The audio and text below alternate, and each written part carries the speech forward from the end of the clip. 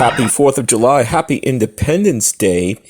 And science fiction is rarely some place where we see and feel patriotism, patriotic, certainly in terms of a future landscape like Star Trek. But Star Trek has very rarely delved into the patriotic, and here is probably the most patriotic of them all, the Omega Glory. So Star Trek being a sci-fi show set hundreds of years into Earth's future, right? It rarely ever harkens back to real history, even, especially American history or culture. But in this episode, the Omega Glory from the classic Star Trek, the original series, we get more than a taste. Captain Kirk and his noble Enterprise crew face the prospect of a certain death from a mysterious alien infection, or they have to stay permanently among the primitive culture of a planet which will keep them immunized from the infection and kept alive. But in what sort of state? So guys, let's be honest right off the bat. I'm going to be really honest and talk about this big elephant in the room. This episode is definitely not the most loved. In fact, on many a Star Trek episode, sort of that rundown, top, say, 10, 10, 20, 25, this one comes in as one of the most hated on the hate list. So there are many reasons for disliking this second season entry. However, there are more than a few interesting and perhaps even unique elements, for me anyway, which make it, for me, still a must-watch. So most notable of all, on this Independence Day, this 4th of July, the patriotic season, the tale includes probably the most American or patriotic and rousing story in all of Star Trek. It was written by creator Gene Roddenberry himself, and originally it was considered, when the show was starting out, to be chosen as the script for the second pilot. And that, of course, ultimately went to Where No Man Has Gone Before, with, remember, Gary Mitchell, Kirk's friend, turned into that raging, powerful, godlike being. So there's a lot of sort of criticism about it being too sort of American Kirk hero, saving the day.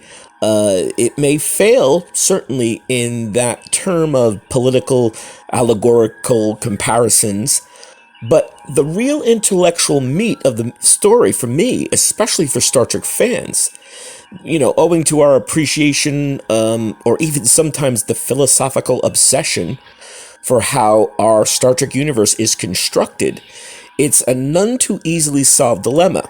And this is what the core story is. Captain Kirk must deal with a fellow starship captain and his friend, Captain Ronald Tracy, played by a great character actor, Morgan Woodward. What's really kind of neat for Next Generation fans, for Star Trek The Next Generation fans, the spin-off series, of course, is there's a connection to the film Star Trek Insurrection. There, of course, we saw the plot center on a concept called the Briar Patch, which supposedly kept the planet's inhabitants young, remember, and the Baku and healthy for centuries. Here, a similar concept is toyed with. But Dr. McCoy discovers that the planet does nothing to actually extend life. It's more a genetic gift and natural selection of the people over time, not something the planet bestows on whomever resides on it. But it was great to see sort of the Star Trek Insurrection writers and sort of harkening back to the Omega Glory, plot device. So the episode sees the determination that this parallel culture to Earth, it's sort of a, sideline culture, is about two nations of tribes of warring people, the Yangs and the Combs, or the Yankees and the Communists. A bit too on the nose, perhaps, but that's how they're divided. And, of course, as he does so often, Spock neatly sums things up when he says, "The parallel is almost too close, Captain. It would mean they fought the war your Earth avoided. And in this case, the Asiatics won and took over the planet."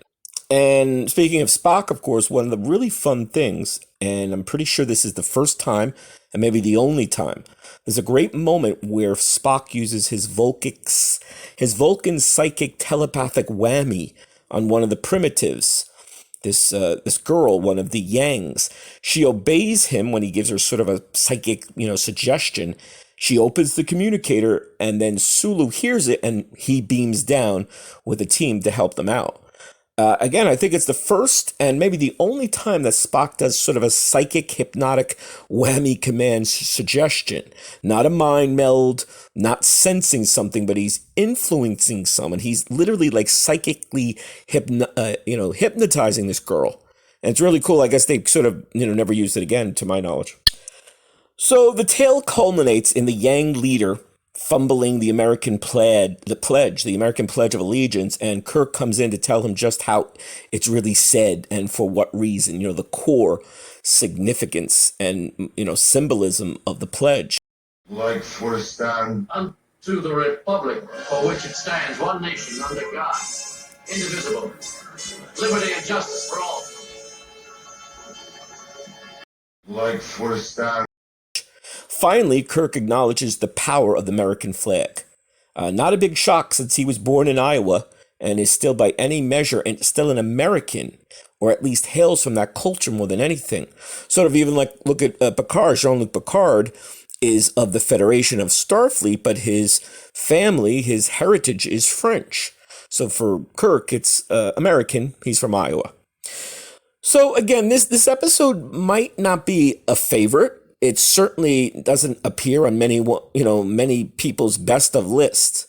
But in terms of its 4th of July, its American independence and patriotic spirit, it's definitely one of the most clearly defined. There's a great moment at the end where Kirk looks at the flag after everyone's sort of, leaving, and he's alone and he's looking at the American flag with admiration and with pride of his heritage. And there you go, Star Trek's most patriotic moments really in episode ever.